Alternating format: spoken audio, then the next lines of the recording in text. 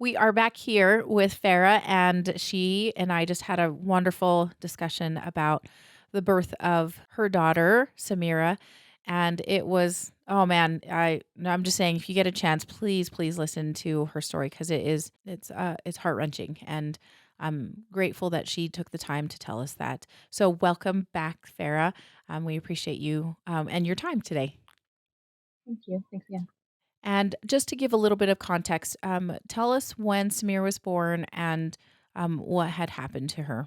Yeah, Samira was born 2 years ago, July of 2021, and she was born premature, a little past 20 weeks, because my water had broken about 3 to 4 weeks before that, and she lived for about an hour before she passed. Great. Thank you so much for sharing that. Now, you talked a little bit before in the birth episode that you were able to take a little bit of time off after she was born, and that was, and we kind of bemoaned the fact. I was like, well, she lived for an hour, and so you were technically able to go and have a maternity leave, but that might look different if she was stillborn.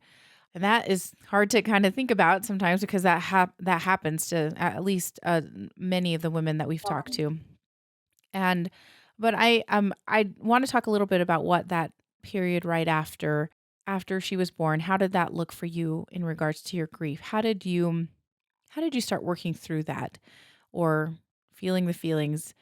Because it's a process, right?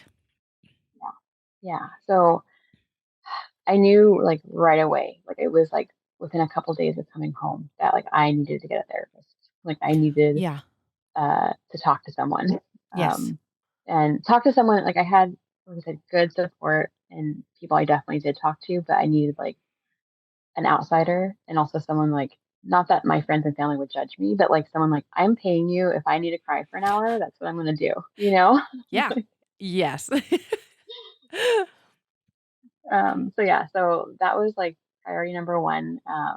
And I, like I said, I had this time off, so like I had nothing else to do. So I like dove into like finding a therapist and finding a support group with like, especially because I mentioned like I'm a single mom, so like I don't have a partner to share things with as they pop up. So I knew I needed to kind of like reach out for support a little bit. Yeah. And I was lucky that I did find an amazing therapist who I still see to this day. Like 2 years Mhm. later, she's still like Mhm. my regular therapist, and I did find a really special support group via Zoom. But at the time, it was still very COVID-y. Yes. Yes. And I was also gonna But yeah, mention that, the fact that you found a therapist during the pandemic is amazing because it was hard to get a therapist. Like, it was hard to find anybody that was available that wasn't totally maxed out because mental health was a big deal for a lot of people. It still oh, is, but during COVID was that was oh hard. no, I've heard like people with I have good insurance, I think maybe, and maybe just luck, but like other people who have different plan or whatever, like the waiting list was like 6 months. I was like, no, like I need to talk to someone right now. Yeah, Like, yeah. I just lost my baby. I yeah, need it now. yeah, Okay, well, that is great. yeah, So you were able to see this therapist, on a regular basis? Like, how often were you yeah. In the going in? beginning, it was like weekly. Uh-huh. It was weekly. So, and then like now it's just every other week still. Okay. But yeah, and then the support group, it was once again like the timing was just perfect. Like they have different like sessions. I think this is it's called Sharing Parents. Oh, uh-huh. Yeah, and it's like this great organization. So they have different types of like support groups, meetings, whatever. But the one it was like a workshop that was like it was like a month long, and they would meet every Sunday for like 2 hours, and they had like a workbook. It was very organized, and you would like go with like a group that met like the same people every week. Oh, that And it was is on Zoom, but yeah, but that's so nice to have somebody that people that regularly come with you and maybe have had a loss that's similar timing-wise? yes, yeah, it was all like most of the people had been a recent around the same time, and different reasons, different gestational ages, and whatnot, but still like having the same people, and then like having the organized like workbook where you kind of like work through things. Like Yeah. it was like truly life. I know I say like it's not exaggerating to say it was like life saving to have those supports. So Yeah. I am curious, is there anything that you, learned, especially with your therapist as you worked with them? Anything that stuck out to you that has kind of a little bit of advice or a little nugget that has helped you as you've gone through this grief process?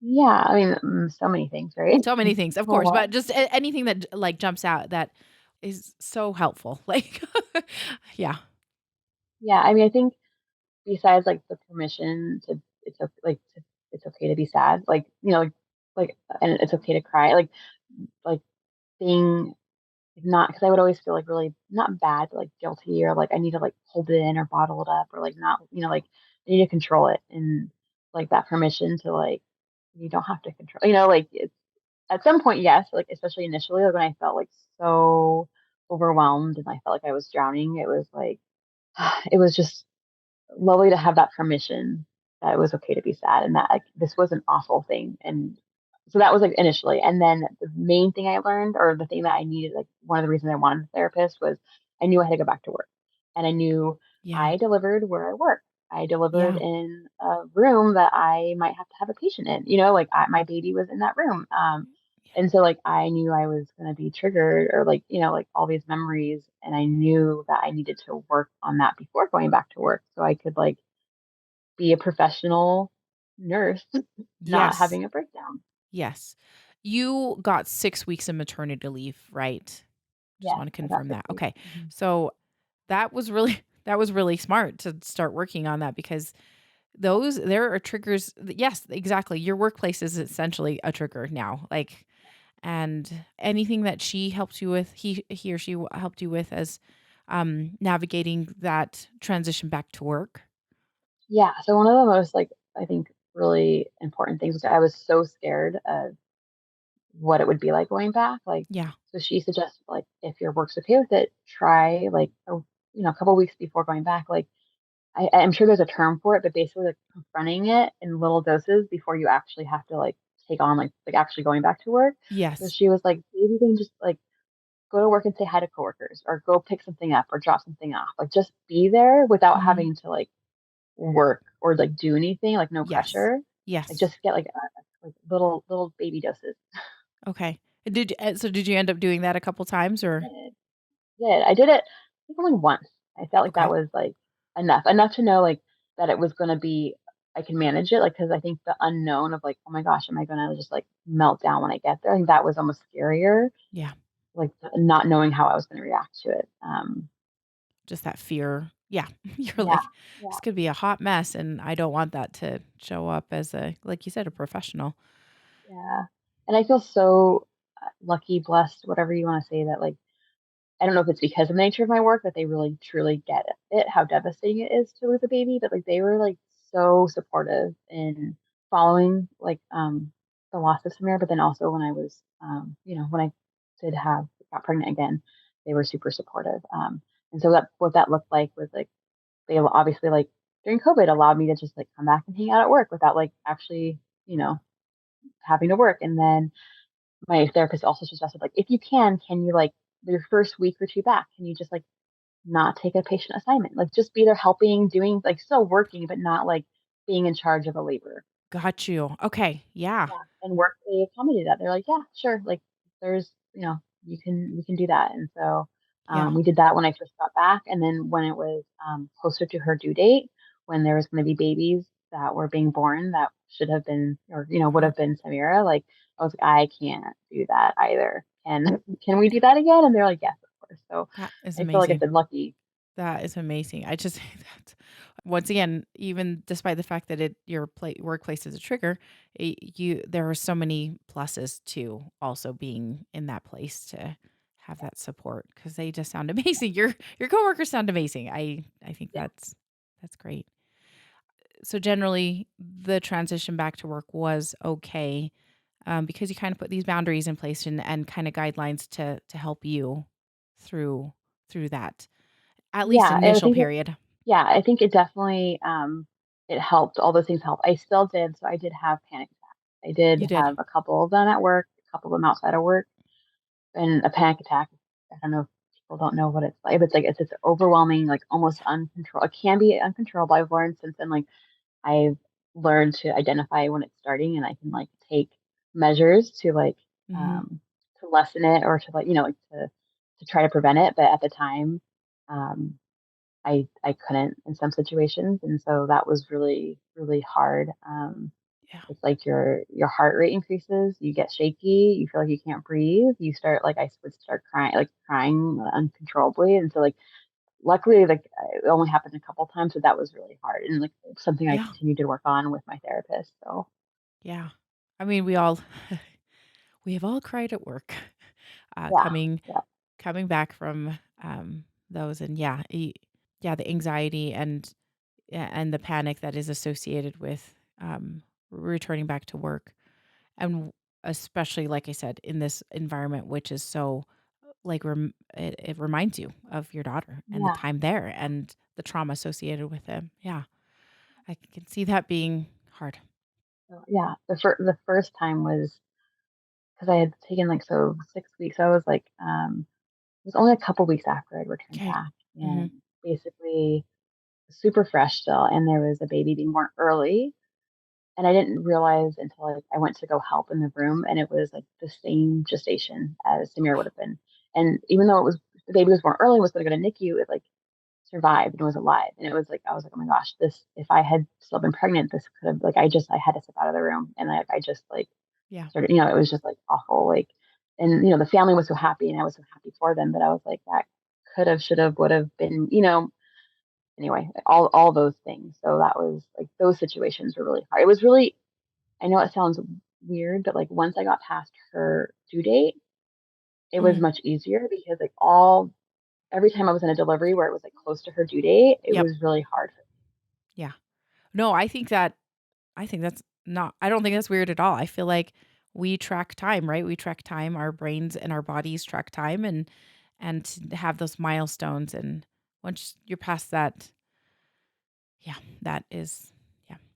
I totally get where you're coming from. I was like, "Yep, mhm, yeah, I can Yeah, see why that yeah, would be hard." yeah.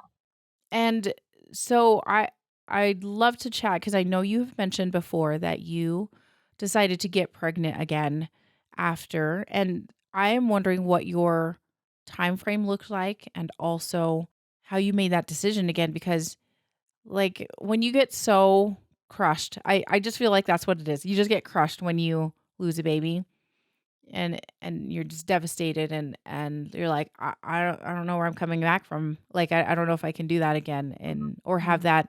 that possibility of doing that again. Walk me through your process and like what went through your mind as you were making that decision.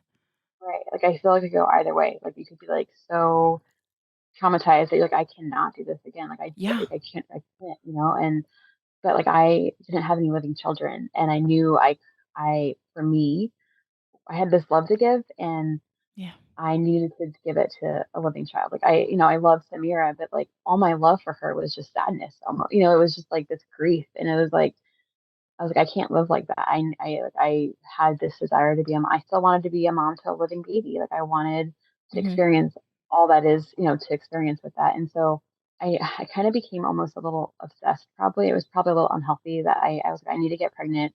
In my head, I was like, I need to get pregnant before. I don't know why we fixate. Yeah, what you said earlier, we kind of fixate on these dates. But I need to get pregnant before her due date because if her due date comes Oh. Uh-huh. and I'm not pregnant and or I just I'm gonna be I need that to get through that. Does that make sense? Yes. Okay. It's a little bit like a support, just like yes, I don't know, like, you're completely right, like, there's things that you're just like, "I need something to look forward to, something to hold on Yeah, to," because, yeah, you know it's going to be hard. I yeah. I don't know, yeah, I get where you're coming from. Because her due date was also it was beginning of December, and so it was I had all these visions. I love Christmas and all Mm, these visions of our first Christmas, and so that I knew the holidays would be really yeah. awful. So anyway, so I had that, and then when I talked to the doctors, I had one doctor that said 3 to 6 months after delivery, and one said 6 to 12 months, or even a year and a half, and I was like, oh, I cannot wait that long. Yeah. In my Yeah. heart, I just couldn't. And plus I was getting old. I'm older, so I knew I couldn't bear the thought of waiting. So anyway, so I reached back out to the same donor because I also really wanted Samira to have a full sibling. I wanted my Oh, future child to be, like, the same donor, like, to have, yes. like, I don't know, that Same same. parents, essentially. Yeah, yeah, and we did do genetic testing on her, and just to rule out anything, and there was nothing that came up, so it wasn't, like, a genetic issue that caused, Mm. the early delivery, so I felt pretty comfortable, and he was the donor was very, very kind and very supportive and was like, "Of course," and, was able to donate again, and I think I started trying only, like, a couple months after. Oh, Um, okay. yeah, so pretty like, 3 months after, um, I lost Samira, so And pretty you felt pretty and soon. yes, did you how did you feel about that timeline? I think I was still obviously in the, like, in the depths of, like, grief, and I knew it was probably too early, like, I knew logically, like, in my brain, I Yes. knew it was probably too early, but, like, in my heart and, like, it's And something that I needed to do, so, yeah. I don't yeah, and it uh, took yeah, yeah. go ahead.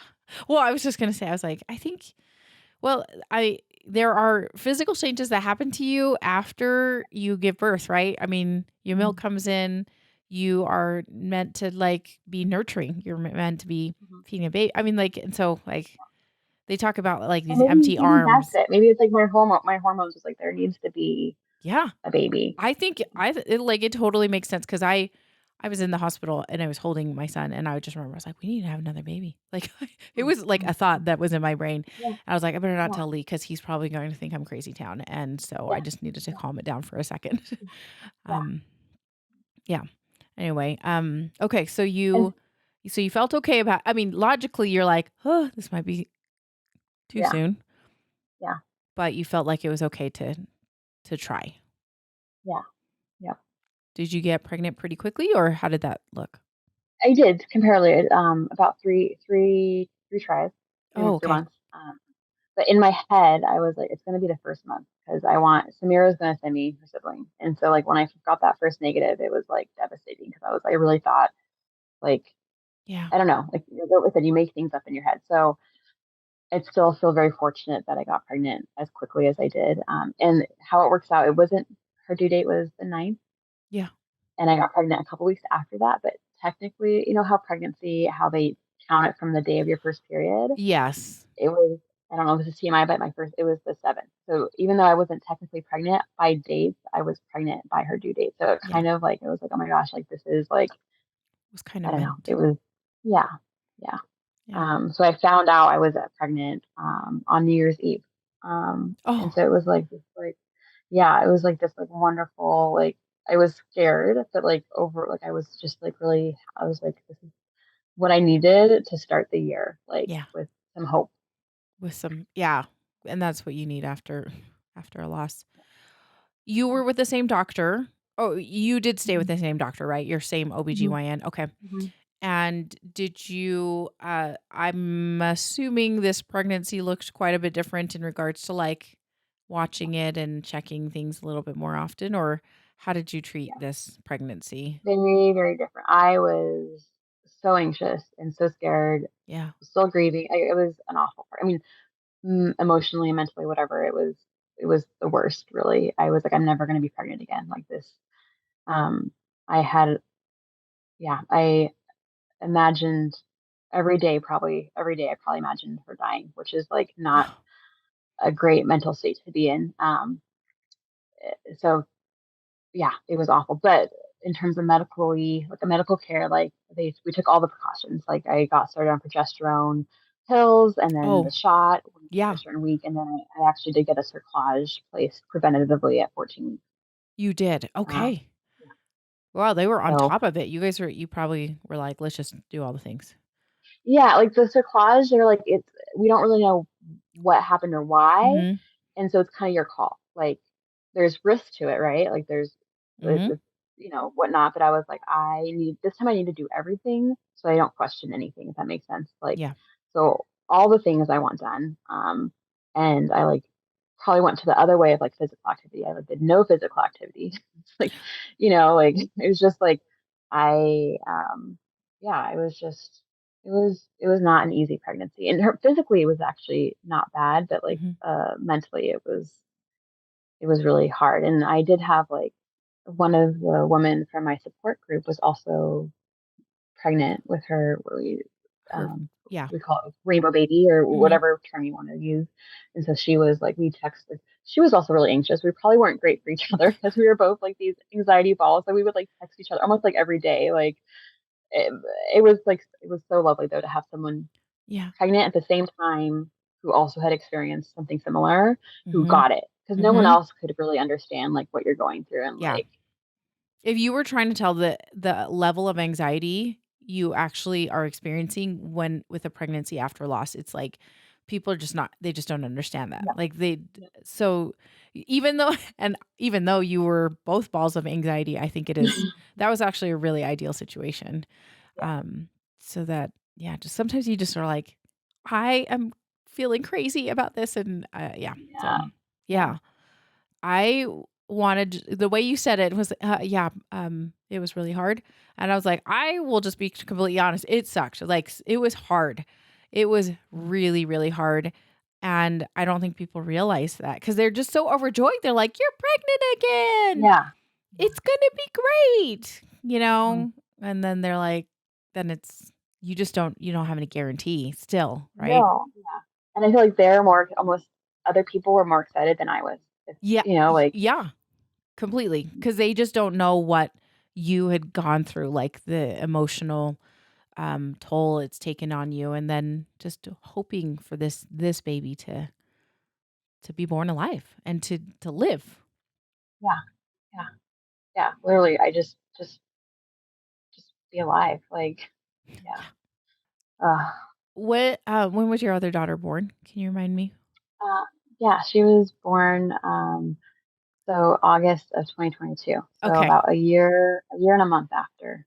okay, and She just turned 1 at just this turned 1. Okay. Uh, so she just turned 1, and so you are going to be celebrating did you end up celebrating Samir's birthday then? Um, right? Yeah, so Her first Samira, birthday. she was born in July. July, So yes, yeah, okay. so I don't do like a big thing, Yeah. just kind of like at home. Like I light a candle and I go to like there's a spot nearby, like kind of in the like a little bit of a drive, but like in the woods where like I Mm, first went like kind of after she was born that I kind yeah. of would go to. So yeah, so like I kind of make it a tradition to do that every year. That's great. Um, yeah, That's nice, and you've mentioned before that you feel her in nature, so yeah, I bet that is really a beautiful spot. So, I am curious, because you are a single mom and you have family, but they're kind of a little bit farther away. It sounded like you were super supported by your friends, and I just like to kind of bring a few things up just so that people can have some ideas if they're trying to support somebody. But what mm, were some things that were really super helpful for you, that people did and that they said, that just kind of are things that were great on your radar? yeah, yeah. Definitely after Samira died, like I had amazing, like just yeah, friends. Even though like I don't have like a lot of people like in the city I live, like Yeah. the amount of cards, like I still have them in my little box, like just cards and like little like things, like like I said, like the friends who like did a tree in memory of her, or or like I got some like jewelry or like food, like just like ways to reach out that didn't require me to respond back. That Yes. was like in the immediate aftermath, like right afterward, like Yes. that was the most helpful. And like definitely the cards, like and the cards Mm, that didn't only include me, but included Samira, her. you know. Yeah. That was like that really touched my heart. Like more than people could understand, like that they were including her in it, in Yeah. whatever way. I feel like that was really helpful. And then also just what was also helpful is like when I did meet up with people in person, it's like being okay with being uncomfortable, right? Like it's Mm, never it's never great to be around someone who's crying or sad, but like just like sitting there and just being present and like I think people have said like I've heard other people say like they don't have to say anything really, like just being there and letting me cry or talk about her or especially like I said in the immediately afterward, that was like really helpful. Yeah. I wanted to point out something because this is obviously we always want people there to support. One of the things that you said is to be able to sit with the uncomfortable because it is uncomfortable sitting with Mhm. somebody that's crying or having a panic Mhm. attack. Who knows? I mean, like, right? Mhm. You could be in the throes of just some really rough stuff and being okay with the ugly of grief, right? There's some Mhm. just ugliness that happens when you're crying. At least I'm an ugly crier, so it's not ever Yeah, yeah, pretty. yeah, no. And so it's nice when people will just be okay sitting, holding your hand or just being Mhm. there too, just Mhm. not Mhm. letting that person be alone. I think it's Yeah. Most people have not seen pictures of Samira, but, like, a couple friends and a couple coworkers, like, who weren't there, like, who I knew would be okay with it, like, I was like, "Do you wanna see?" Because I'm proud of her, and I am, like, I think she's perfect. I know, like I said before, she's not what a typical, full-term baby looks like, but to me, she's perfect, and I also found it really, healing for myself to be able to share those pictures with those people who are really close to me, yeah. and, like, because it's my baby, and, like, that's normal for you to Yes. wanna show. It's completely normal. You're like, "Look how cute they are." You send out a birth announcement, all the things. And yeah, like that opportunity is kind of stolen away because she passed away. You do you know what I'm saying? So I think that's cool that people were wanting to or willing to look at when you were showing her picture. Yeah. Anything that you felt like that anybody said or did that you would maybe say, maybe stay away from that." um in all of this. You don't Yeah, have I to mean, you don't call anybody like, out, of course, but no, of just course so people not. are a little bit more aware. Yeah, for medical staff, I remember my postpartum visit. Oh, I don't know if this person was new, but it was like a medical assistant or nurse assistant, whoever, taking vitals, and it was a postpartum visit, right? But obviously I didn't have my baby with me, but I remember she was like in the middle about to take my blood pressure, and she was like, "Oh, are you breastfeeding?" And I lost it, and then my blood pressure went up, and it was like sky high. But I was just like, "Oh my, like, no!" It's like, "Come, girl." Uh, I don't think she's ever done that again. Yeah, yes. it was a one and done mistake, but it was like that was really awful, like, and very, very triggering. Yeah. You're like, "No, because my baby died. I'm not breastfeeding." Yes. Yeah. Um, so for Whew. medical professionals, like, please look at the chart, especially if people come in for a postpartum visit without a baby.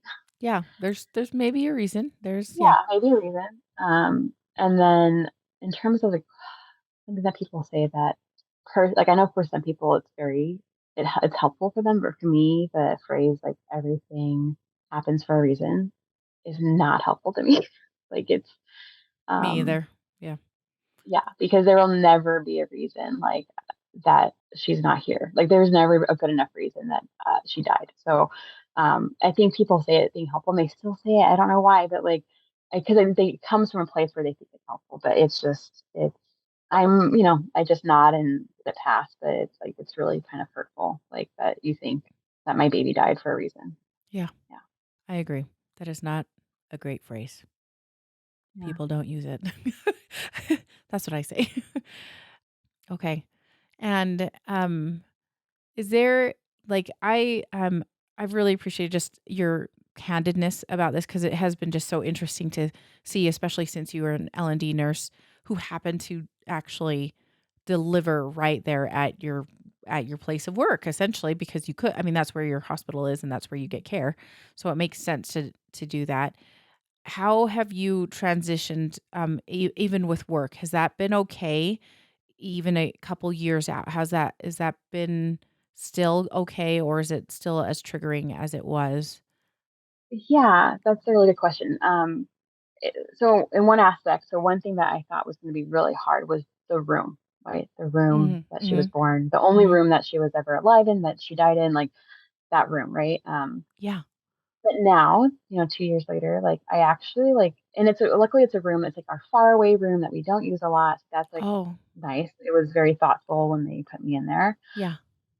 But I actually, like, when I was like, I've come far enough that, like, I feel kinda close to her in that room. It's Yeah. almost like, it's not a scary, sad thing. It's like she this is the place where she was, and, like, Yeah. I almost feel, like, in a way lucky that I get it, like, when I need to or want to, I can just because it's usually empty, like, I can just You could go in that room and just, like, huh, remember or be, like, feel close to her. So, like, if you'd asked me that, like, a month after she died, I would have been like, right, "No." But right. It's yeah, but now, yeah. it's kinda changed a little. Mhm.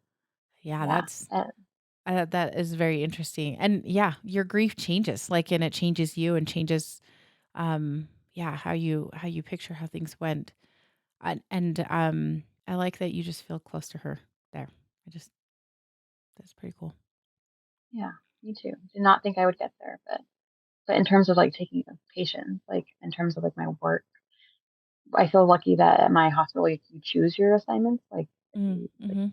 whether you want, like, labor or postpartum or like, all the different stuff, and, so if I don't, like, if I don't want to, I haven't had to, like, really, take a patient yet, well, until recently, like, going through a loss because, Yeah, yeah, I don't know how I would be, but I did, just like I said, I think I told you, yeah, like, recently, like, and it was when I first, like, raised my hand for the assignment, I was like, "Okay, I'm gonna do this. I can do this," like, because I want to in the future me sees, like, this is something that obviously I feel very passionate about, right? And I wanna mhm. be more involved, but, like, I need to make sure I'm in a place that I can do that, That right? yeah, okay. So I felt kind of ready recently, and I did. Then as soon as I, like, took the assignment, I could feel my heart rate, like, going up, and I was like, Mhm. "Okay," like, I wasn't sure, but I was able to, like, with, like, the coping strategies that we have, like, able to basically talk myself off the ledge, like, to be like, it's like I didn't have a full-blown panic attack, and so I was Yeah, able to keep that patient, and in the room, I was able to, like, really, I feel like, be professional, like, obviously, caring and whatnot, but it yeah, was really, once again, like, helpful that I, like, feeling like I could do this and not, like, be so triggered, at least, in the room, and I do feel like I'm sure, like, one day I still will say the wrong thing to because everyone feels things and takes things different. So I'm like, that's my fear. Like, I don't want to be that person that says the wrong thing, and I'm sure I will. But like, I do feel like, in a sense, though, I have more knowledge of yeah, what to do, what not to do, how to be a good nurse to these families, just because of going through it. So yeah. I appreciate the fact that you are kinda taking your time too, though, yeah, just to understand that you can't jump in right away no, to help when you're not in a position to help, right? Like, mm, emotionally. Um, yeah, I was thinking about when you were talking about that, I was like, "Oh, I wanted to start this podcast, like, to the day after mhm. Brandon passed away because we were podcasters before, this podcast, Oh, okay. and it was funny that I was like, Lee had to tell me once again to calm down a little just because he's like, "We let's just give it some time," and it was really helpful to have that period of time to heal and to be in a good place ourselves in order to help other people. Hmm. Um, so yeah, that's I think that was smart to just be aware and take your time too because you know, healing takes Yeah. time. Because I feel like, yeah, like, when you're, like, a drowning person, you can't help another drowning No. person, and that's how No. I felt, like, I felt like I was drowning, so, Yeah. Yeah. Yeah, exactly. yeah. Farah, this has been such a great conversation. I really have appreciated your insight and your sweet story of Samira. I think it's just a really unique and beautiful situation that she was born into, and like what a wonderful mom you are to her. Mhm. Is there anything else that you would like to say about her, or any last little bit of advice you wanted to share with us? No, just I wanted to thank you again for letting me share her story, and, oh, I did wanna just say when we're, I guess, on closing is there's this really beautiful video quote, about grief that I really connected to. Hmm. Um, it's, the actor Andrew Garfield, Oh and yes. he was doing an interview. He was doing, like, an interview for one of his movies, but then his mom had recently passed, and so he talks about the grief process and, like, people he basically was like, "I always wanna talk about her, like, and, like, if I cry, it's okay because it's just all my unexpressed love, you know, Yeah. is, comes out as tears sometimes, but I hope, you'll have to watch it if you are interested, but it's basically like I hope I always have this grief because it's just because I love her, like it's my love, and Yeah. grief changes, right? Like it changes how it looks, but like there's always gonna be grief for our babies. But Yeah. especially as you move forward, like I'm hoping that the grief that I have isn't just pure sadness, but it changes into like, I don't know, like talking to my like living daughter about her sister, Yeah. about and that makes me feel better about it, I guess. Yeah. Yeah. Just talking about your family and making sure that you're together. Yeah. Yeah. So That's lovely. Farrah, thank you once again so, so very much. We appreciate all you have shared with us today. thank you so much, Winter.